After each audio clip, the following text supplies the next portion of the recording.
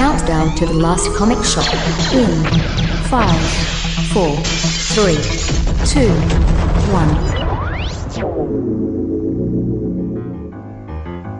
1. Hey, it is now time for more of the last comic shop. That's right. We are opening up the shop to newbies, and we're going to talk about something they probably have never experienced, which is comics in the newspaper. Yes, there used to be a thing called newspapers, and people would deliver them to your door, and you'd read them. Not so much anymore. While we're keeping the lights on for the oldies that may remember those comic strips showing up in the Sunday papes or the daily papes, those things the newsies would sell. Headlines don't sell papes, newsies sell papes.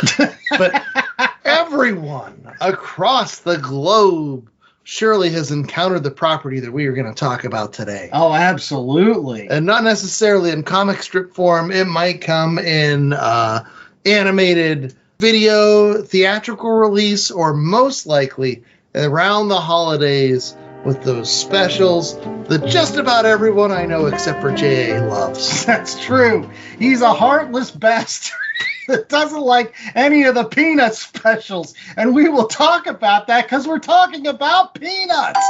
That's right. If this isn't one of the most popular episodes of The Last Comic Shop, I will eat my hat. That's right. The host with the most hat, Andy Larson. I'm joined by J.A. Scott, Chad Smith, as always.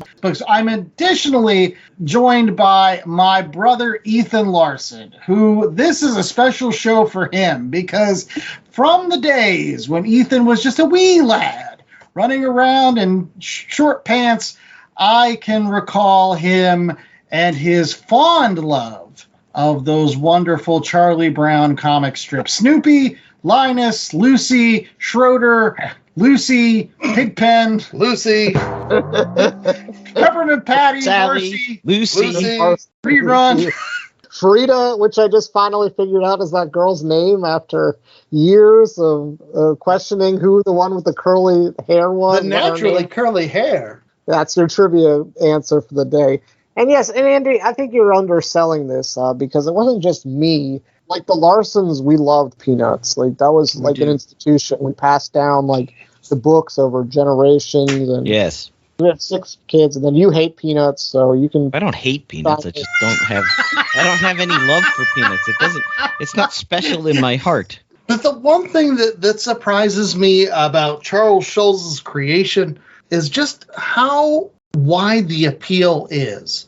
We're all parents here.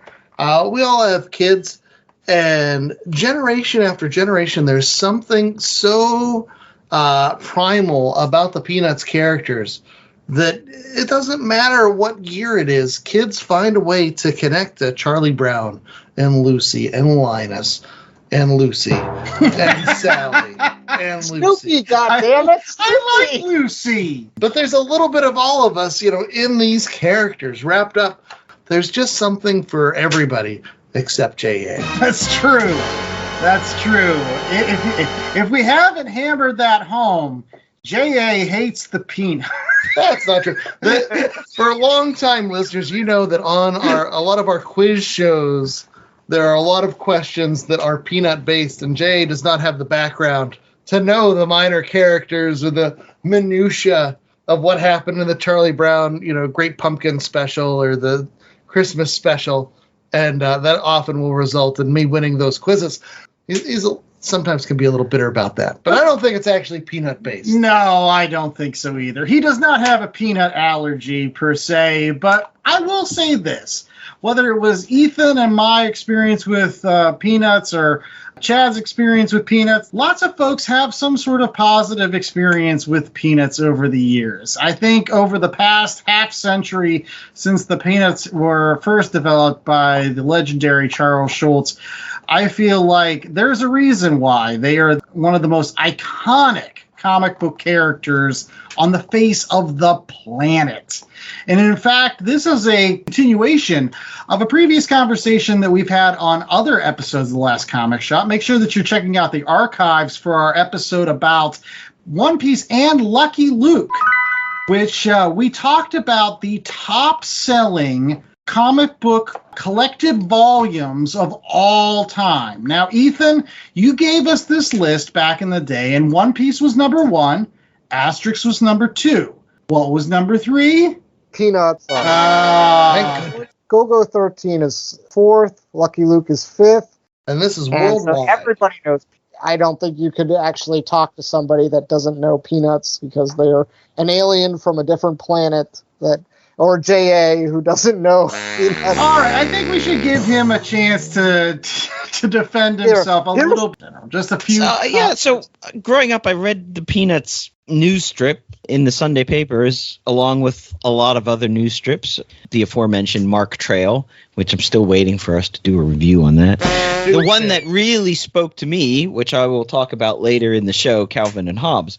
But growing up without a television, I never watched any of the holiday specials, any of the animated stuff, which I think a lot of people, while they say they know Peanuts from the news strip and sort of that was their introduction to Snoopy and Charlie Brown and Lucy and Woodstock and Lucy and Pigpen and Lucy.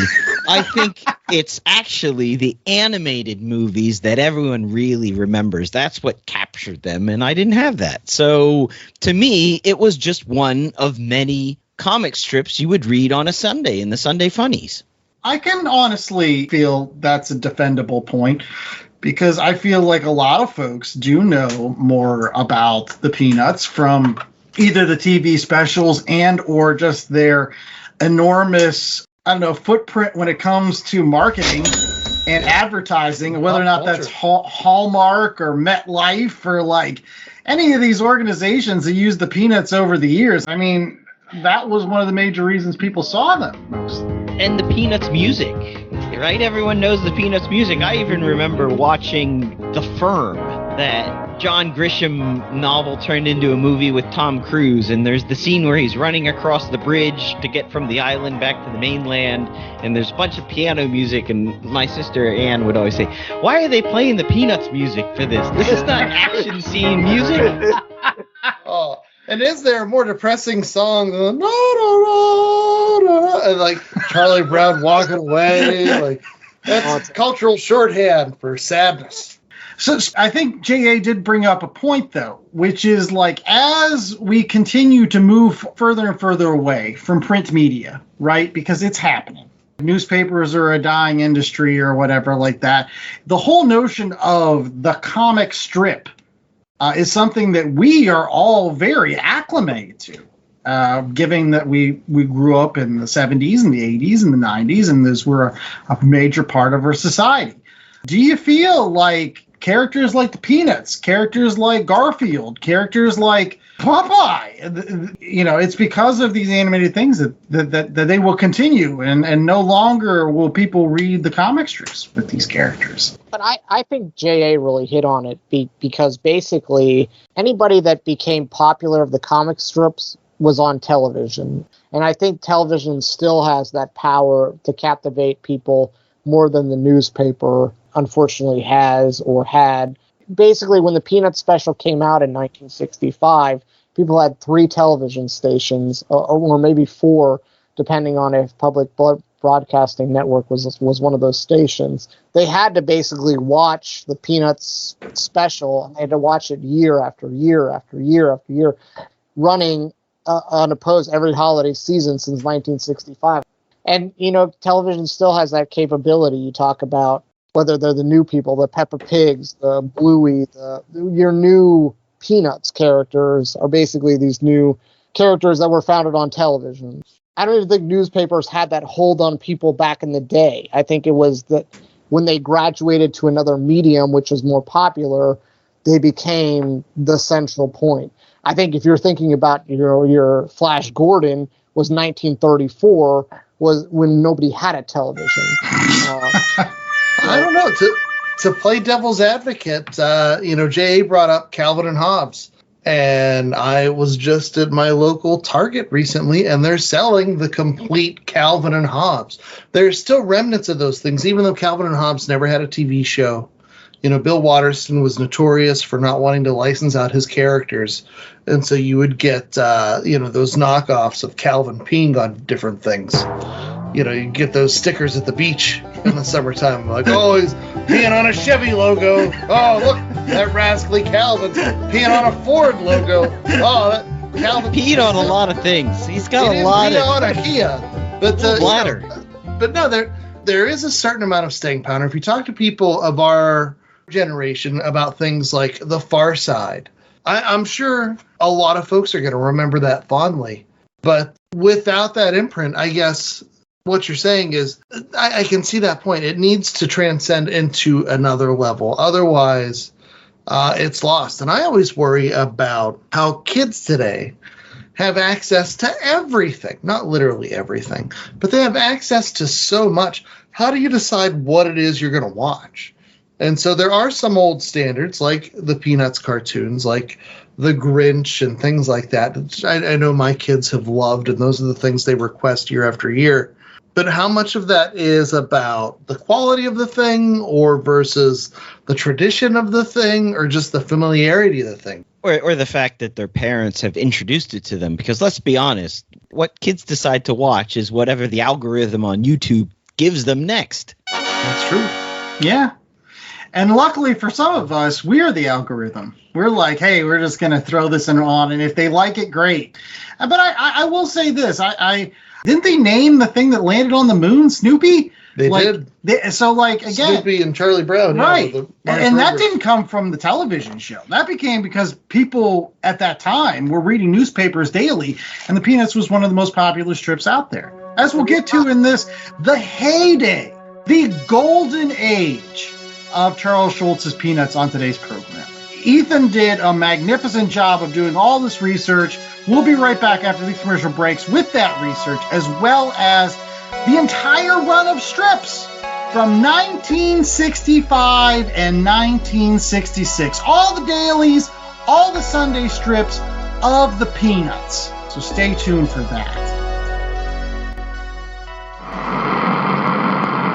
Hey, it's Mikey Wood, frequent Last Comic Shop guest and collector. And as a collector, I'm always in need of boards, bags, long boxes, and more to house all those comics. That's why I use promo code LCSPOD to get 10% off my orders at BCWSupplies.com. Not only does it get me a discount on BCW's already low prices, but I know using LCSPOD at checkout is another way I can show my support to the Last Comic Shop podcast in their continuing mission to bring fans together under that big comic book tent. So if you're in need of comic book supplies, head out to BCWSupplies.com and use promo code LCSPOD today. That's LCSPOD. Dragon Ball Z, One Piece, Naruto, all things that we love, all manga that were originally published in the legendary magazine Weekly Shonen Jump. But not every series can run for 300 chapters and have a hit anime. This is David. This is Jordan. We're the hosts of Shonen Flop. Each episode we look at manga that ran in Jump that didn't quite make it. We discuss what it did wrong, what it did right, how the series could have turned itself around, and ultimately, was it a flop or not? We're on all your favorite podcast apps, and you can find us at shonenflop.com. Keep on flopping, floppers.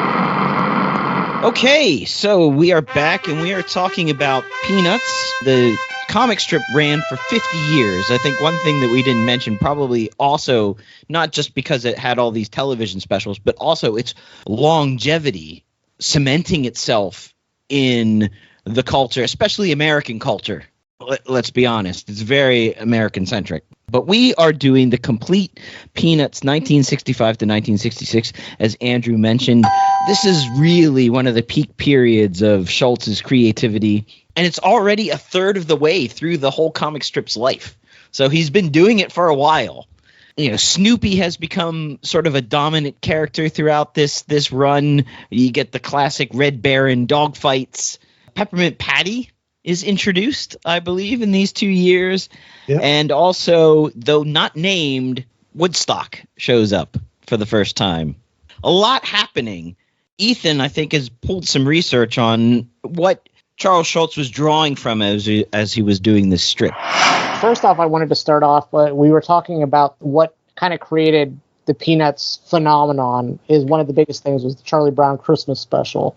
Charlie Brown Christmas special came out in 1965 and won an Emmy that same year.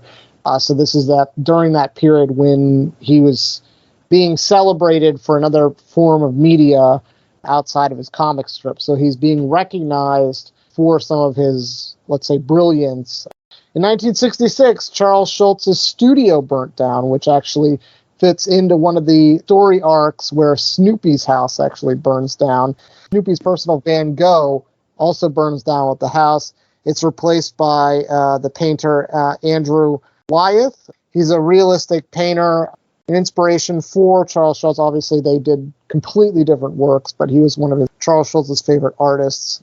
And also, Charles Schulz turned 40 in 1962. So there was a couple issues in 1965, the run, that really spoke to me because obviously I just turned 40 this year, and there was a lot of talk about kids' dads turning 40 and having some jokes about that. So, but in also the 1966, the land that was actually Charles Schulz had owned, he'd owned it for a while after the studio burnt down. He sold it actually to some churches during the time in 1971.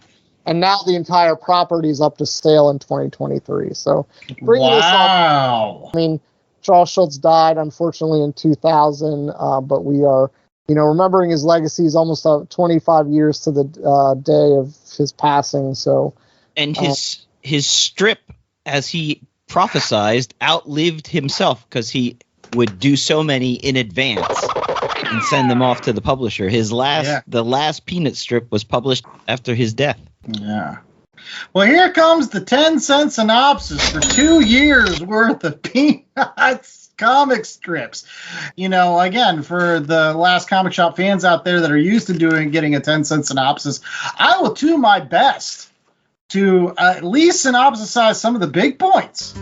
The first thing that happens that I can really recall is that Snoopy falls in love with somebody while he's ice skating. There's that storyline that happened. There's another storyline where the Great Pumpkin, which I think this is the second year now the Great Pumpkin's been in existence. I think he was introduced in 1964. So in 1965, you got Charlie Brown really laying into Linus about how he can believe in the Great Pumpkin. Speaking of which, by 1966, the Great Pumpkin's become such a thing that, even Peppermint Patty becomes a devotee. She's only been around for 3 days in the strip, but she's already I believe in the Great Pumpkin, yelling at Linus over the phone. Well, just like the kid from camp. Yeah. Charlie Brown makes friends with him one summer, and then he meets Linus the next summer. Right. Yeah, I'd have to say, if the 10-cent synopsis is about this Peanut strip, I'd say camp is a very central subject in this, because you have 2 years worth of camp, and then you introduce Peppermint Patty because of camp, because Roy was the friend of Peppermint Patty. And there are birds. There are some birds that show up that don't look anything like Woodstock. They slowly but surely get around to looking like Woodstock by the end of 1966, but still, I was kept on looking at these birds and having to give them a stink eye because I was just I don't know about this Woodstock. This is like early Snoopy drawings. I don't know. Eventually it may come around, but if I mention Lucy again, it's because she's very, very prominent in these strips. It's Lucy, Charlie Brown, Linus, and Snoopy. They're the 4 main characters. Everybody else shows up from time to time, but those are the 4 main that Charles Schulz really leans on. Get some Bactine, get some iodine. I did want to mention is there's a story with Sally, which is Charlie Brown's sister, having an eye issue, but it actually happens in real time where she has to go to the doctor. They said the doctor says she only has 2 more months. And so you keep reading the series, and eventually they come back to the eye story after that 2-month period, say that her eye is fixed. So it's a very nice callback that Charles Schulz is doing within these comics and using the actual time frame of the comics. So the characters don't age, but their storylines age, which is nice because you actually, going back to the camp concept, you have the 1965 where Charlie Brown goes to camp, the 1966 where Linus goes to camp and meets the same character, Roy. Right. And by the way, speaking of which, I don't think we ever even mentioned this. You can get all of these in awesome hardbacks. Fantagraphics put them out. So we're reading the actual volume that Fantagraphics put out of 1965 through 1966, all of the dailies, plus the Sunday strips. But That's, I think, where I'm going to start with my initial thoughts for this particular thing. Because I won't lie. There were a lot of the 1965 strips that I had never read before. But definitely the 1966 strips, by the time I got to that, it's amazing how Charles Schulz is a massive stickler for continuity. Almost to the point where it kind of seems like, I don't know, the 616 from Marvel. Like, he had this universe that these characters existed in so well mapped out. When I was reading Peanuts, either whether I was an 8-year-old or now, I don't like the Sunday strips because they have nothing to do with the story. I would rather read the dailies because that's telling me a story.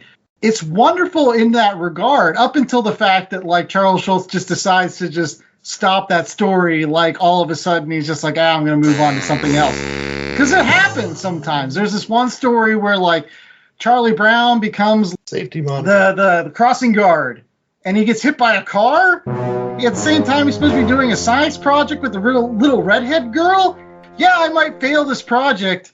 And then nothing happens. Like, and I was just like, well, what about the project? What about his science? There was one particular strip in 1966 that bothered me to no end, and I almost like had to put the book down for a little bit because they were telling a story that was basically taking place in winter about the New Year's. Then there was this one random insert where Snoopy was dancing.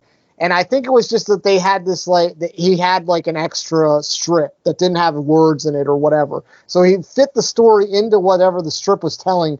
But Lucy was wearing a dress, and like it looked like it was obviously like summer because like they're in the grass and there was no hint of being cold. And then they go right back to the cold aesthetic. It's just like, if so you're you gonna got sucked into that though. Story, like, you have to keep the trend up. You're telling a winter story, keep the winter there. I know you needed a filler episode for that strip because you had to meet your deadline, but come on, Charles. So you got sucked into that story too. Like, that was like the daily in the story. That's what you were reading the book for. I mean, I do that, man. Like, when I get into Peanuts, like, I'm into Peanuts, man. Like, we're reading Peanuts because of me. So I have to take the full responsibility as one of the biggest Peanuts nerds on this show. So I'm like, if you're going to be, this particular about certain stuff, Charles Schulz also takes his time when introducing a new character. He does not do it with, like, little intent of thinking about them. He had a baseline for Peppermint Patty, and he knew when exactly to put her in, and then this is going to be his character moving forward. So it bothers me that he would be stickler about this, but then also have this panel that's, grass and not wearing coats. Yeah, I don't know, guys. Here's my thing. I enjoyed this. I love the timelessness of the whole Peanuts cartoons. And the fact is, Charles Schulz has these characters and their motivations and their reactions to things. It's all very natural.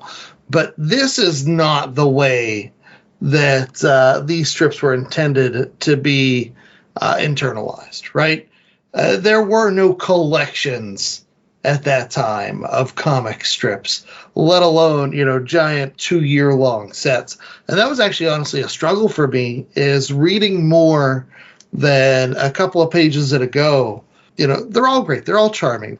But when I would read more than 20 or 30 pages, it would just start to lose me, because this isn't meant to be the great American novel. This is meant to be read 9 panels at a time, put it down the next day. All right, maybe it's the same story, maybe it's not. There's another 9 panels, and you get those human foibles and everything else. So I'm actually on the opposite end of the spectrum. To expect that continuity, I think, is disingenuous, because you didn't know if a newspaper reader was just going to get the Sundays or if they were going to get the strip every day.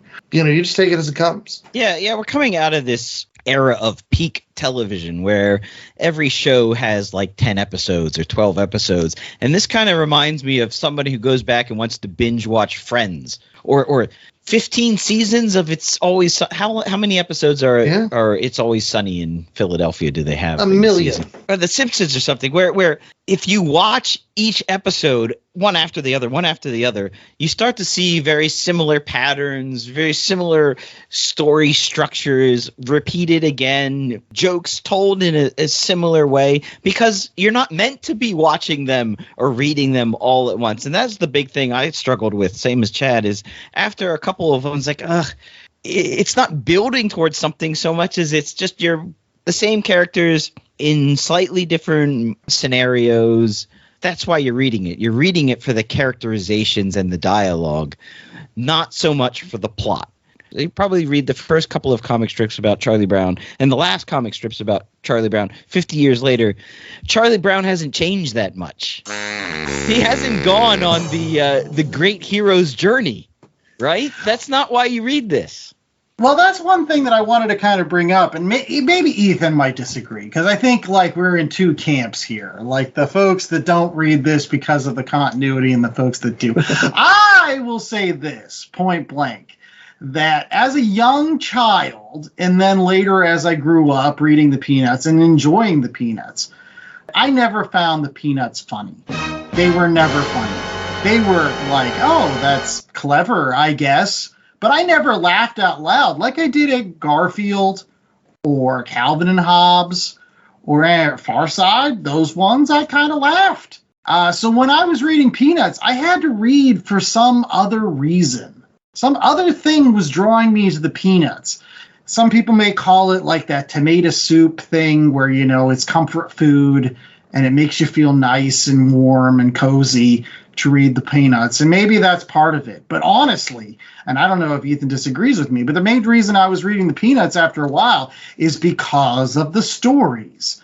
I wanted to see what happened next to the characters. Very similar to what I would do if I was watching It's a Great Race, Charlie Brown, and I wanted to see whether or not Charlie Brown and his four friends and their little raft would make it across the finish line before the bad goons did. I just wanted to see that.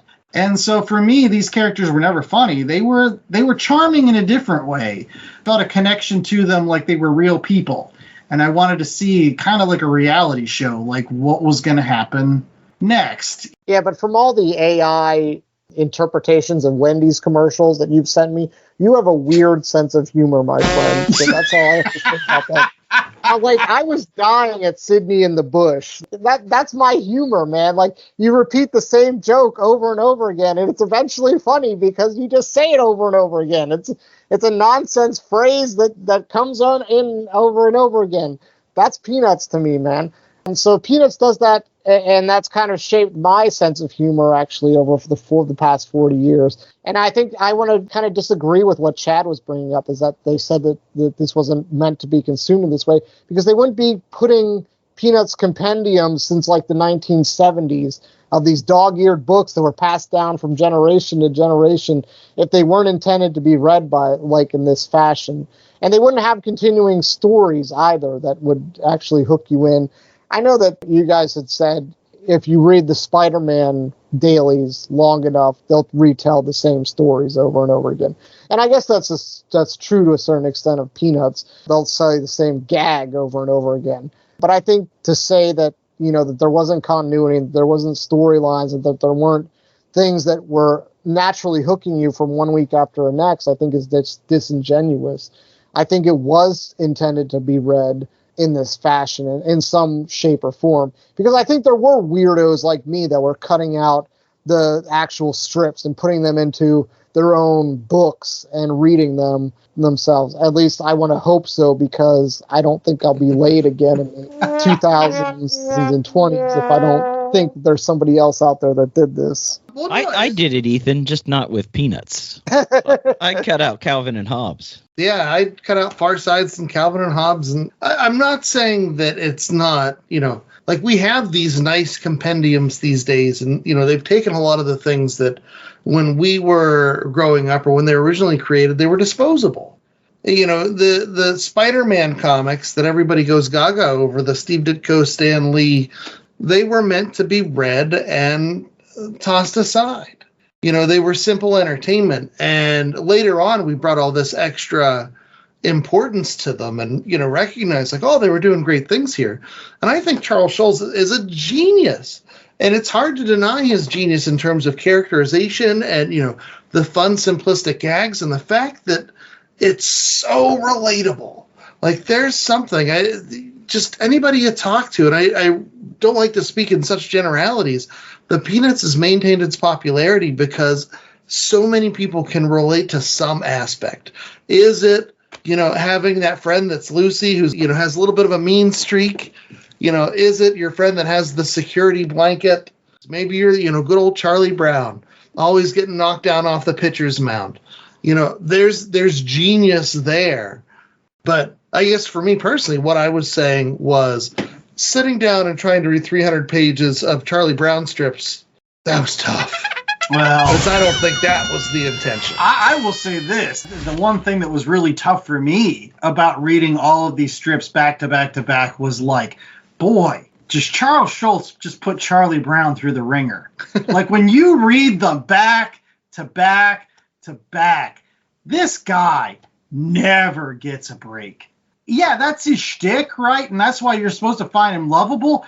But man, permanently stuck in purgatory, punished by a creator week in and week out, like Charlie Brown. I felt bad for him. I felt like, give this guy a hug. Like, I'm glad we only did 2 years, because I didn't know if I could do more years of them losing every baseball game. It hit a little bit too close to home for this Buccos fan. There you go. I will say this: the most interesting thing I think about all of this is when this was released too. I started thinking of it from a historical context. There's 2 years, right, where both Charlie Brown and Linus get sent to camp, and that's happening at the same time that folks were being sent over to Vietnam. There's one panel where like Charlie Brown, and he goes to camp, and he survived his camp, and he's on his way back, and he looks at the people waiting to go to camp, and he's like, I did my time. And all I could think of was like, that's to the GIs that were coming home from Vietnam saying, yep, I did my tour. That's it. That's where the genius lies. We're reading some of these stories, and, whether it was Sally having to deal with having a lazy eye, whether it was Snoopy and his house burning down, whether it was the redheaded girl and how, Charlie Brown's out there getting himself hit by cars. She doesn't remember who he is. I don't know. I just keep going back to how relatable it is.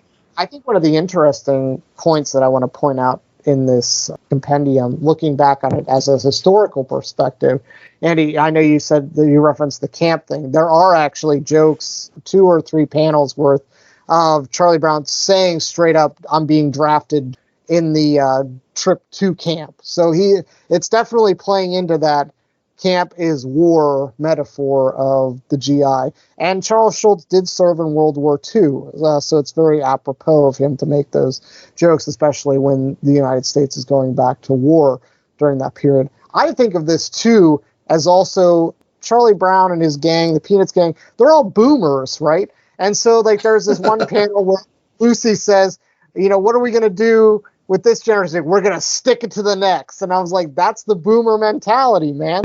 So that's my millennial point of view of looking at these characters saying, like, totally, we're going to take advantage of all these tax breaks that were given to us, and then we're going to make sure that we change the code so that everyone who comes after us doesn't get the tax breaks, and we still get the tax breaks. Like, somehow easy for us to buy a house? Yes. Easy for you to buy a house? No. A barber and a housemaker can afford a house. And a relatively enough with this. We got more Peanuts right after these commercial breaks. We got our ratings for how we're gonna rate Peanuts. I don't know. Stay tuned. Cartoon Dumpster Dive. I'm your host, Joel. And I'm your host, Andrew. Join us as we travel back in time to watch the garbage cartoons from your past. Will you remember them? Maybe. We painstakingly watch every episode of these cartoons to remind you that, hey, some things belong in the past. Our pain is your entertainment. Thanks for tuning in. LastComicShopPodcast.com is the destination for all things shop. Plan your week with upcoming show schedules, the latest books, recommendations, and chatter from the crew. Subscribe to the show on all major podcasting platforms from one convenient location. Show your support and browse the merch store. T-shirts, tanks, hoodies for the fam, coffee mugs, magnets, totes, and more. Check out exclusive content through the show's YouTube channel and follow the pod on Instagram, Blue Sky, Threads, and others.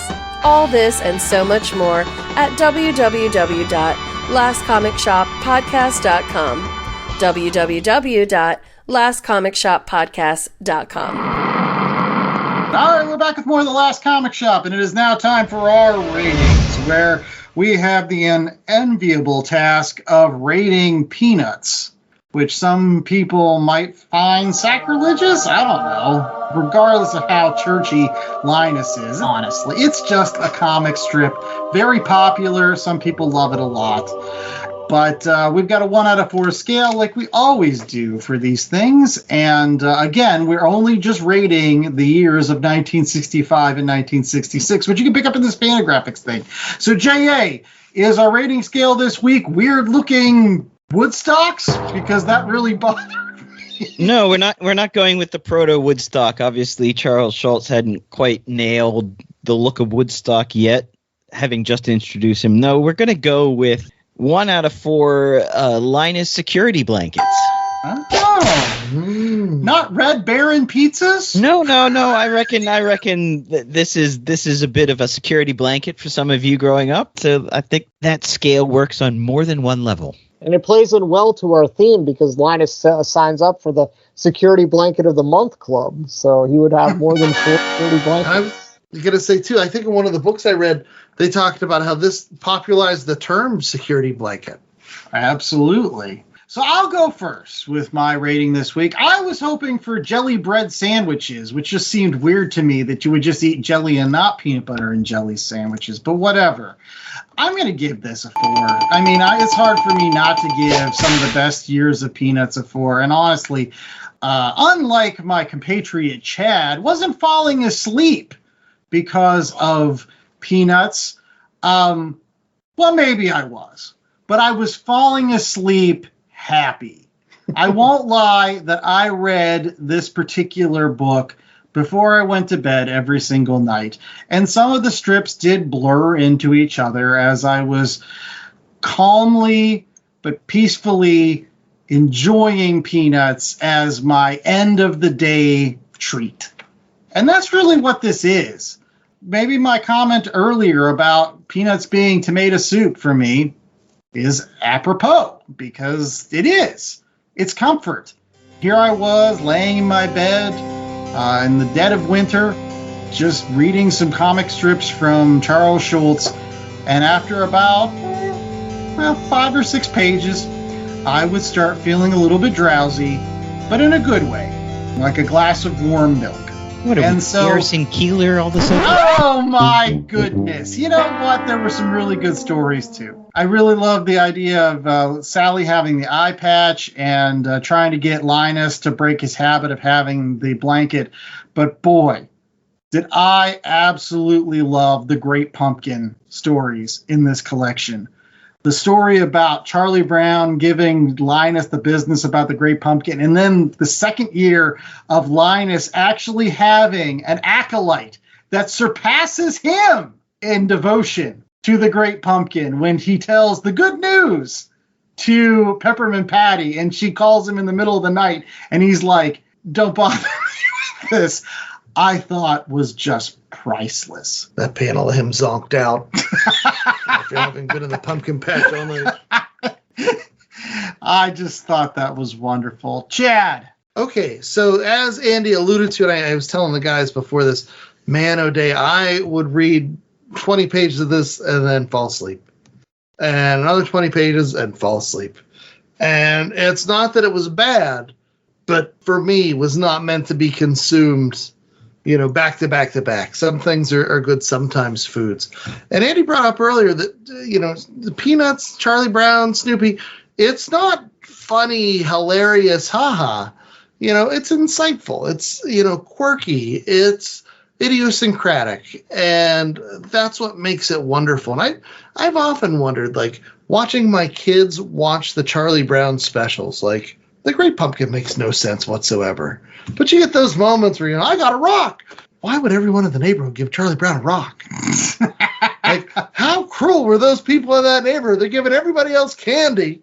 They're giving Lucy double candy because her stupid brother's out in the fields waiting for the great pumpkin, and everybody just gives Charlie Brown a rock. What sort of demented town do they live in?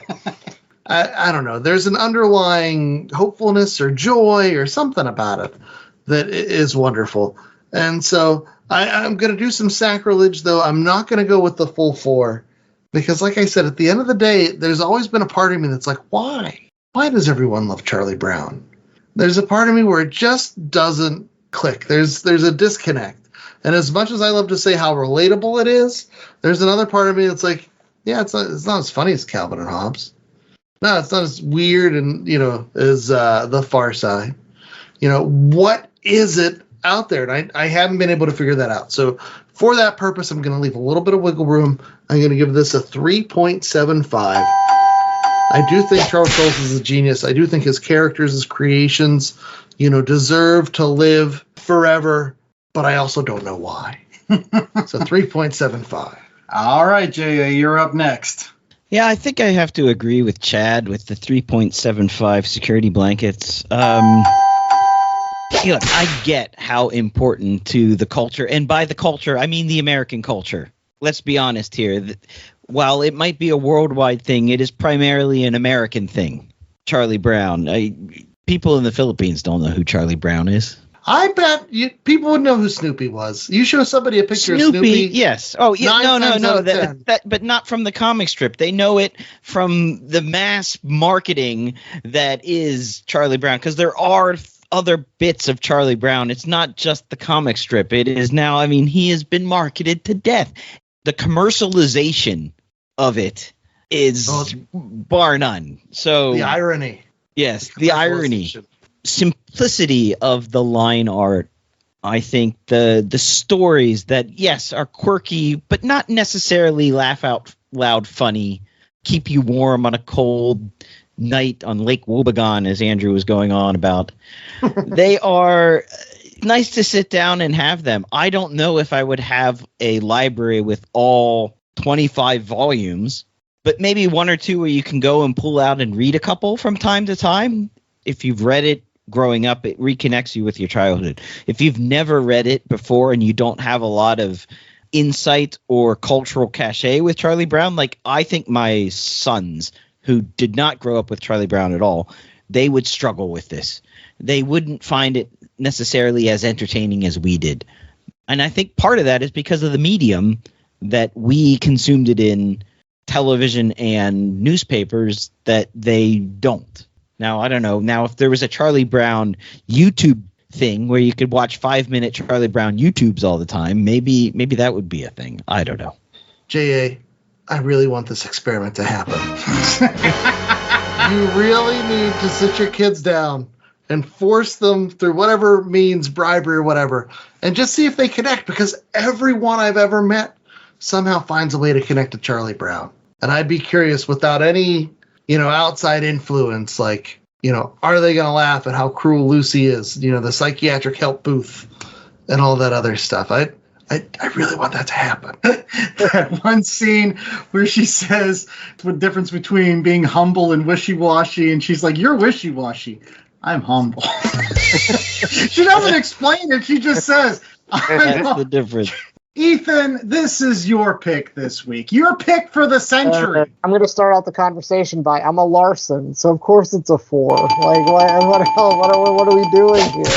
I kept reading. I read 1967. I wanted to go back to something J.A. said. I really sincerely appreciate that J.A. is on here and giving a non-American view on this subject, because it's very necessary, because I sometimes struggle with what Peanuts means to, it's almost like the Mickey Mouse experiment. What does Mickey Mouse mean outside of the United States? Is he a cultural icon? Does he mean as much to people in the Philippines as he does here?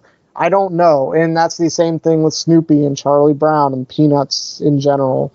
But I will say this. I will say that my daughter, who is very interested in comic books, has read several comic books in her life, kept picking this up and saying, because Andrew and I have both the 50s, 60s, and 70s collections.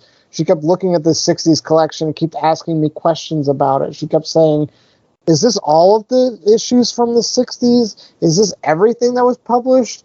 You know, what is this that you're reading, Dad? What is this that you're interested in? So I think that there's a general appeal for somebody that's outside of, if you're even remotely related into comic books or have a general interest in comic books, I think that you'll be drawn to Peanuts because, especially if you live in the United States, you already know these characters. You've seen Snoopy, you've seen the Christmas special, and you want to learn a little bit more about them. And isn't that what this whole freaking show is about? Is trying to get people that are interested in comic books to try to branch out, or if they're into this comic book, they might be into the next comic book. And Peanuts is a natural gateway for that. So again, it's a 4 for me. It'll be a 4 for the rest of my life. And I'm just glad that we're actually covering this on this show. So I think it's massively important. Well, one other thing that's massively important is recommendations. But they're important to some people, or else we would have cut this segment from the show about 3 years ago. In any case, on recommendations every single week, we give you other comic books in addition to the Fantagraphics collection of 1965 and 1966 of Peanuts in a wonderful hardbound copy that you can pick up. In addition to, as J.A. said, like 25 other volumes. But in any case, these are other comic books that you can pick up in addition to that particular collection, or other collections that these strips appear in, because there are tons of other ones. And we're going to go ahead and start off with J.A. Scott. So, J.A., why don't you take it away with our first recommendation? Okay, I'm going to recommend Calvin and Hobbes. Now, if you know Calvin and Hobbes, then you probably want to buy the complete Calvin and Hobbes, which is a beautiful and apparently very heavy 3-volume tome that has everything from 1985 to 1996. If you haven't read Calvin and Hobbes, or you just want to get your feet wet a bit, you can just pick up Volume 1 in paperback for less than $10 on Amazon.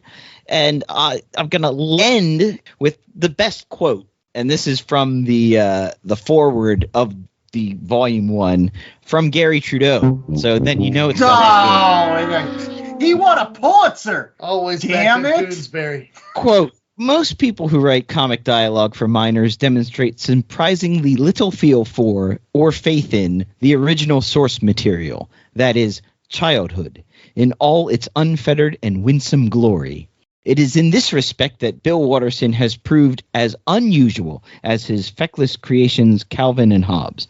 Watterson is the reporter who's gotten it right, childhood as it actually is. This is like setting up to be like, I don't know, a Hatfields versus McCoy's thing. Do you like peanuts? I like Calvin and Hobbes. I like peanuts. I don't know. How can you not love a comic strip that posits that heaven is at Pittsburgh? All right. Well, speaking of comic strips, I'm going to go with my recommendation. And mine, unlike Calvin and Hobbes, is probably one that nobody on the face of the planet has actually ever heard of. And that's Captain Easy. That's right. Roy Crane, way back in the 1930s, came out with a spin-off of a character that originally appeared in his comic strip Washboard Tubbs called Captain Easy. Now, for those folks that may be like, what the hell are you talking about? Captain Easy is a soldier of fortune, kind of like Indiana Jones, running around the world, getting involved with like land wars in Asia, and or like finding sunken cities, or running away from headhunters, searching for lost treasures and things like that. That typical exciting, swashbuckling, two-fisted, gun-toting super soldier of that particular time. And it's been collected also in wonderful hardbound volumes by Fantagraphics, which you can find. And what I love about these particular hardbound collections that you can get from Fantagraphics is they're oversized. Yes, they are enormous books, about the similar size as a Sunday strip. And primarily that's where Captain Easy appeared in. He was primarily a Sunday strip character, and Roy Crane was loved the Sunday strip format just simply because of how much room he had to tell stories versus the dailies. So from a storytelling perspective, very visually interesting. And the stories are kind of clever, and the colors are really neat. Chad. Similar to how Charles Schulz is an author, as a creator that just gets it, that there's something about those Peanuts cartoons that just feels right. I'm going to go with a writer, a modern comic writer who is the same for superhero comics, and that is Mark Waid. And one of the works that he came out with last year was The World's Finest, and there was a Teen Titans miniseries. It was a 6-issue miniseries written by Waid with art by Emanuela Lupacchino. And there were some gorgeous covers by Chris Somney. But this follows the original Teen Titans, the Aqua Lad, the Speedy, the Kid Flash, Robin, and Wonder Girl, and Bumblebee. Mal Evans makes an appearance in the miniseries. They modernize it, so it's those characters in our modern times, which means Robin gets to wear pants. But also, it's those teenage dynamics. And like I said earlier, Mark Waid just understands these characters. You know, there's issues where they're working as a team. There's issues where everything's breaking down and they're getting in each other's face. It just felt right. And so it's a mini series that's just worth your time. And if you see it, you shouldn't pass it up. It's the world's finest 6-issue Teen Titans run. By the time this airs, it'll probably be collected out there. Definitely worth checking out. All right. And with our final recommendation, Ethan has another book by Mark Waid. Very similar. And I've been waiting probably 4 to 5 years to recommend this book, but it's one of my highest recommendations. It is Mark Waid dealing with very, very classic characters, and that is the Archie gang. Archie, Jughead, Veronica, Betty, Reggie, and pretty much all of them are very good, but I want to singularly point out his collection of them, Volume 4, Over the Edge, which is issues 18-22, was written by him, and the artist was Pete Woods, but it basically deals with Archie and Reggie get into a race, and there is a surprise person that is a not necessarily casualty, but is injured from the race and has to go to the hospital and rehab themselves back into full health. So I won't ruin the surprise for anybody that hasn't read this yet. But I feel very strongly that the Mark Waid run actually influenced the Riverdale show, in that they showed the Archie characters in a more serious tone, and taking on more dramatic elements and getting these great writers, because after Mark Waid came Nick Spencer, and he did a fantastic run on Archie as well. So again, Over the Edge, Volume 4, issues 18-22 for anybody collecting the floppies. So one of my highest recommendations that I've ever made on this show. So wow. Even more than the Chip Zdarsky Jughead? I actually did not care for the Chip Zdarsky Jughead. Oh, boy!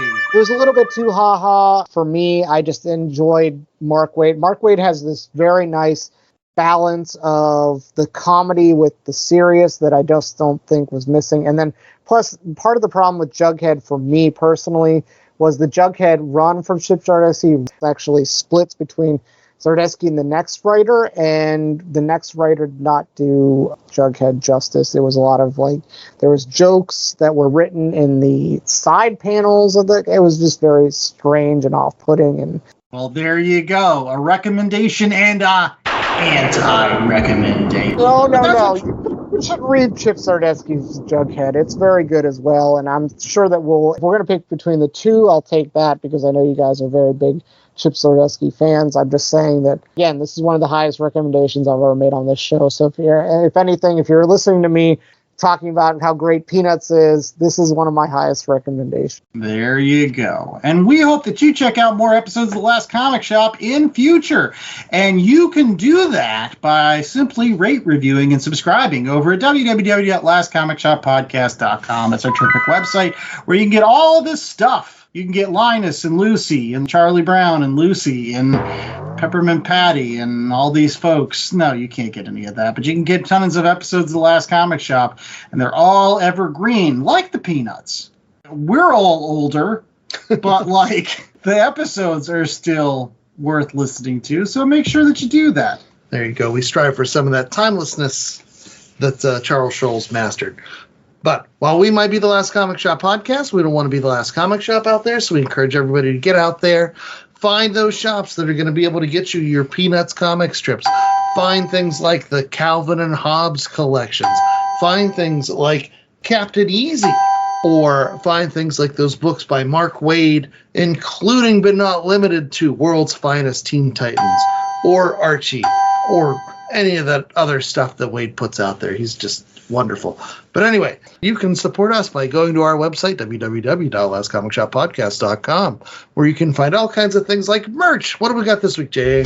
Well, I was going to say we have Charlie Brown shirts, but we'd probably get sued by the estate of Charles Schulz. So what we do have is security blankets, because he can't sue us for that. That's right. You could just buy a bunch of our T-shirts and then just cut them up and sew them together. That could be your security blanket. We would love to be your security blanket. Make sure that you stop down today to the Last Comic Shop. We'll be making sure that you feel secure every single week. And we hope that you secure some other things, right, Ethan? Like secure a 5-star review. Smash that 5-star review, man. Come on, give us a like. Please let us know what we're doing right. We enjoy the praise. If you've downloaded all of our episodes, this is the least that you can do, is just give us bang that 5-star review button on any of your popular podcasting platforms.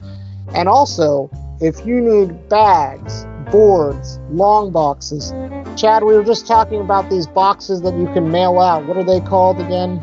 Gemini mailers.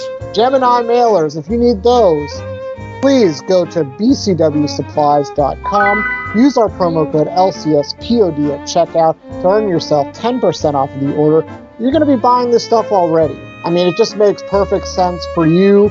It makes perfect sense for us. If you want to support our show, you can use that promo code at checkout, get yourself a little discount, and also show support to the people that bring you this great quality entertainment week in and week out. So again, bcwsupplies.com. Use our promo code LCSPOD at checkout. Save yourself 10% and save yourself a little bit of green in the process. BCW Supplies, they're called wrap mailers, by the way. Wrap mailers. Dun, dun, dun.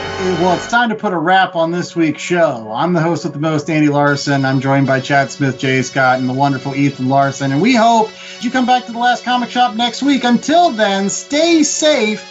Stay wishy-washy, and remember, if you stare out your window and see a weird-looking bird, it's probably just an early draft of Woodstock. He's not supposed to look like that, damn it! They got Peppermint Patty right in the first scene. Why don't you can't give stupid Woodstock looking like it? He doesn't even look like no beak. Then there's four of them. The strip ran for 50 years. You got to give him some time. He didn't need any time with Peppermint Patty. You remember what Charlie Brown looked like? How weird he looked in the 1950s? I mean, he looked like a bomb dropped on wherever Peanuts was located.